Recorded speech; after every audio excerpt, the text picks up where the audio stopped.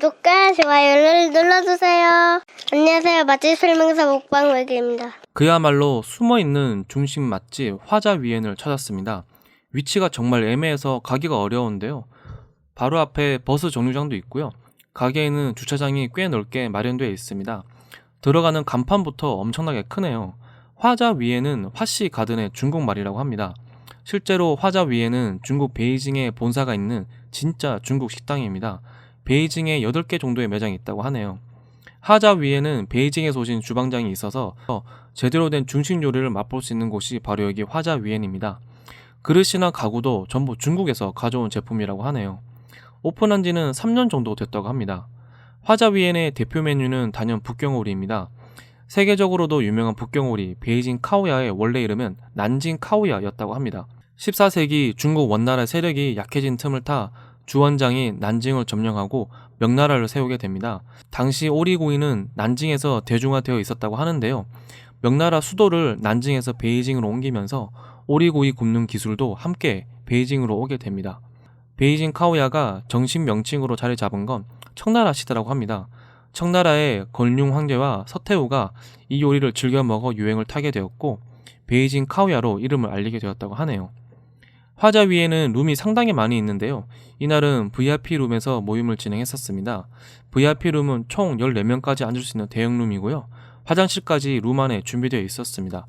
왼쪽에 병풍처럼 가려진 곳은 철판구이까지 할 수 있는 곳이라고 하네요. 정말 엄청난 규모의 룸인 것 같습니다. 화자위엔에서 맛볼 수 있는 술인데요. 옥천주라고 합니다. 향이 좋고 맛이 꽤 좋았습니다. 차는 자스민 차로 준비가 되었습니다. 향긋한 맛이 좋네요. 화자위엔은 정통 중국 요리 전문점이지만 코스 요리도 있습니다. 원래 중국 식당에는 코스 요리가 없다고 하네요. 2만원부터 20만원까지 다양한 코스 요리가 준비되어 있었는데요. 이날은 가게와 협의하여 1인 10만원의 코스로 진행했었고요. 인원은 총 12명이었습니다. 한국에서 베이징 덕을 맛있게 하는 곳을 찾아보기 어려운데 그 이유가 오리에 있다고 합니다. 중국에서 먹는 베이징 덕의 오리와 한국의 오리는 지방 함량의 차이가 많다고 하네요. 중국에서는 오리를 베이징 덕을 위해서 키우기도 한다고 합니다. 그래서 한국에서 맛있는 베이징 덕을 만들기 위해서 오리부터 찾아다녔다고 합니다. 그래서인지 상당히 맛있는 베이징 덕을 먹을 수 있었고요. 가격도 한국의 다른 가게보다 훨씬 저렴하다는 생각입니다. 베이징 덕을 단품으로 주문하면 한 마리 68,000원이고요. 남은 오리는 국이나 튀김으로 내주시는데 추가 비용은 없습니다. 여기를 보면 그 가게 베이징 덕의 수준을 알 수 있는 것 같습니다. 아시다시피 베이징 덕의 묘미는 바삭하면서도 고소한 껍질에 있죠. 껍질과 살 사이에 있는 지방을 고기에 녹여내고 껍질을 바삭하게 구워내는 것이 가장 중요한 포인트인 것 같습니다. 화자위엔의 껍질은 잘랐을 때 지방이 거의 없었고 남아있던 지방은 칼등으로 다 긁어서 바삭한 껍질만 남겨주십니다. 중국에서 먹는 것처럼 정말 맛있게 잘 먹었습니다. 베이징 덕과 같이 나오는 소스들인데요. 한국에 맞게 약간 퓨전으로 내주신 것 같습니다.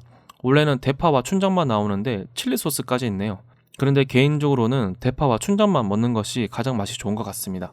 이건 티밥 위에 오리 껍질과 오리 살을 올려서 내주셨는데요. 바삭한 티밥의 식감과 고소한 오리의 맛이 잘 어울리네요. 색다른 시도였던 것 같습니다. 베이징 덕의 별미는 바로 이 껍질이죠. 살짝 투명할 정도로 얇은 껍질의 식감은 바삭하면서도 고소한 맛이 끝내줍니다. 대체 불가능한 식감과 맛이라는 생각입니다. 그래서 더 인기가 많은 것 같고요. 저는 껍질을 3가지 방법으로 먹는데요. 먼저 껍질만 먹습니다. 바삭하면서도 고소한 오리기름의 맛이 농축되어 있어서 껍질은 그냥 껍질만 먹어도 맛이 끝내주죠. 그리고 춘장에 살짝 찍어서 먹어보는데요. 이 조합도 상당히 좋습니다. 마지막은 밀전병에 싸서 먹는데요. 가장 일반적인 방법이죠. 중국 고급 중식당에서 베이징 덕을 주문하면 밀전병에 싸서 오는 경우도 있고요. 한국 호텔에서도 밀전병에 싸서 주시기도 하죠. 그런데 저는 그냥도 먹어보는 것을 추천드립니다. 풍미 가득한 오리 껍질을 온전히 느낄 수 있는 기회는 흔치 않죠. 밀전병은 반 정도만 깔고 껍질과 살코기를 1개씩 넣고 대파를 넣고 위에는 춘장을 올려서 말아서 먹습니다. 껍질의 고소함과 살코기의 식감이 끝내주는 조합입니다. 시작은 6분 냉채입니다. 고추기름에 절인 양배추가 아주 독특했는데요. 재료들의 맛을 잘 잡아주네요. 양배추가 아주 맛이 좋았습니다. 사태, 관자, 새우, 전복이 나오는데요. 특히 잘게 잘라서 나오는 오이의 맛은 별미였습니다. 상당히 맛있네요. 한국의 중식당에서 먹던 냉채와는 조금 다른 느낌인데요. 좀 더 깔끔한 맛이 강했던 것 같습니다. 처음 보는 조합에 탕이 나왔습니다. 송이버섯과 소라를 넣은 탕이었는데요. 맑은 국물에서 우러나오는 향긋한 송이버섯의 향과 쫄깃한 소라의 맛이 아주 좋았습니다. 술 마시면서 바로 해장될 것 같은 그런 맛이었고요. 맛이 꽤 깊었습니다. 감칠맛이 정말 꽉 찬 느낌이네요. 위에 빨간 건 오미자입니다. 중식당에 왔으니 새우튀김 요리를 안 먹어볼 수 없죠.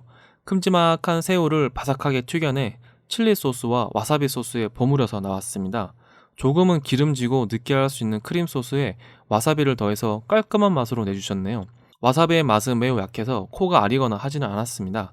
칠리 새우는 역시 간이 조금 강한 편이고요. 짭조름하네요. 무엇보다 새우의 터질 듯한 식감이 끝내 좋습니다. 새우의 크기도 엄청나게 컸고 탱글탱글한 맛이 정말 압권이었습니다.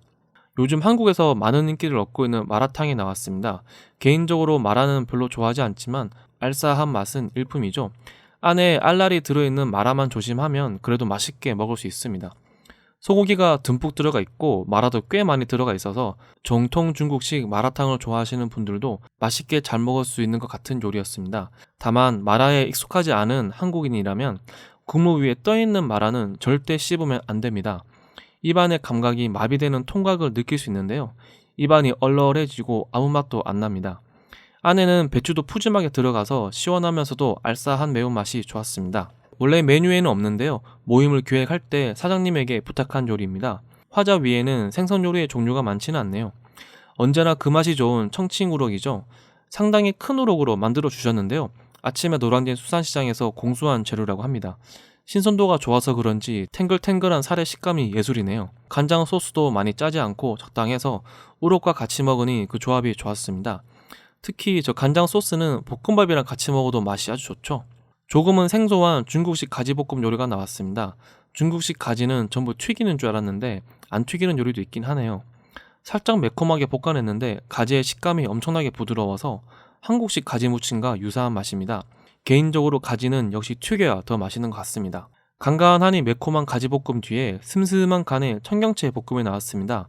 맛의 대비가 아주 명확했는데 간이 강한 음식 뒤에 나와서 그런지 간이 더 약하게 느껴져서 간이 거의 없는 듯한 느낌이었습니다. 너무 간이 없어서 소금을 좀 쳐서 먹어야 되나 생각이 들 정도였는데요. 요리의 순서가 조금 아쉬웠습니다. 소고기 마라와 같이 나왔으면 궁합이 꽤 좋았을 것 같습니다. 베이징 덕을 2마리 시켰기 때문에 한 마리는 오리탕으로 나왔고요. 한 마리는 오리 볶음으로 내주셨습니다. 조금은 걱정스러웠던 비주얼이었는데요. 생각보다 맛있게 잘 먹었습니다. 오리 누린내나 잡내는 없었고 담백하면서도 맛이 꽤 깊었습니다. 역시 간이 살짝 약해 소금을 조금 넣어서 먹었더니 맛이 더 좋네요. 오리탕도 맛있었습니다. 그냥 봐도 간이 강해 보이는 오리뼈 튀김이 바로 나왔습니다. 소고기 마라탕 다음으로 간이 강했는데요. 생각보다 붙어있는 살이 많지는 않네요. 짭조름한 맛이 좋아서 술안주로 아주 좋았습니다. 이제 슬슬 끝인 것 같습니다. 빙하 만두가 나왔습니다. 기본적으로 부추만두인데요. 만두의 바닥면을 아주 바삭하게 구워냈고 밀가루물을 뿌려서 비주얼이 아주 좋죠. 바닥면은 바삭하고 속은 촉촉한 만두라 맛이 꽤 좋았습니다. 다만 만두소가 부추 위주라서 호불호는 있을 것 같습니다. 식사는 생각보다 아쉬웠던 부분이 컸습니다. 개인적으로 식사보단 요리가 더 낫다는 생각이네요. 볶음밥은 아주 잘 볶았지만 정말 엄청나게 싱거웠습니다. 너무 싱거워서 소고기 마라탕에 생각이 날 정도였습니다. 그리고 국물은 짬뽕 국물 대신에 전분이 가득 들어간 계란 스프로 내주시네요. 이런 부분은 좀 독특했습니다. 식사 중에 가장 맛있게 먹었던 것은 짬뽕이었습니다. 해산물이 푸짐하게 들어가서 그런지 해산물의 깊은 맛이 일품이네요. 감칠맛도 좋았고요. 짬뽕은 나름 괜찮게 먹었습니다. 짜장면 또한 조금 아쉬웠는데요. 자가재배를 한다고 하는데 면이 너무 두툼했던 것 같습니다. 이건 지극히 개인적인 취향이겠네요. 한국의 짜장면과는 살짝 다른 느낌이었습니다. 짜장 소스도 맛이 살짝 다르네요. 디저트는 화과자가 먼저 나왔습니다. 아침부터 셰프님들이 만들었다고 하는데요. 달달한 맛이 아주 좋네요. 눈은 참깨로 만들어서 디테일을 잘 살렸습니다. 마지막 디저트는 매실차와 필리핀 리치가 나왔는데요. 매실차는 제품인 것 같았습니다. 마지막까지 달달하게 마무리 잘했습니다. 마무리하겠습니다. 한국에서 맛있는 베이징 덕을 저렴한 가격에 즐길 수 있다는 점은 정말 엄청나게 큰 장점이라고 생각합니다. 다른 요리들도 맛은 좋지만 베이징 덕만큼의 감동은 조금 부족했던 느낌이었습니다. 식사류는 요리보다 조금 더 아쉬웠습니다. 베이징 덕은 저렴한 편이지만 다른 요리들의 가격은 살짝 높다는 생각입니다. 요리 메뉴가 너무 많고 가격이 다소 높은 편이라 사전에 협의를 하고 방문하는 것이 좋을 것 같습니다. 그리고 규모가 상당히 크고요. 룸이 많아서 대규모 인원이 중식 요리를 즐기기에 좋은 공간이라는 생각입니다. 재밌게 보셨으면 구독과 좋아요 부탁드립니다.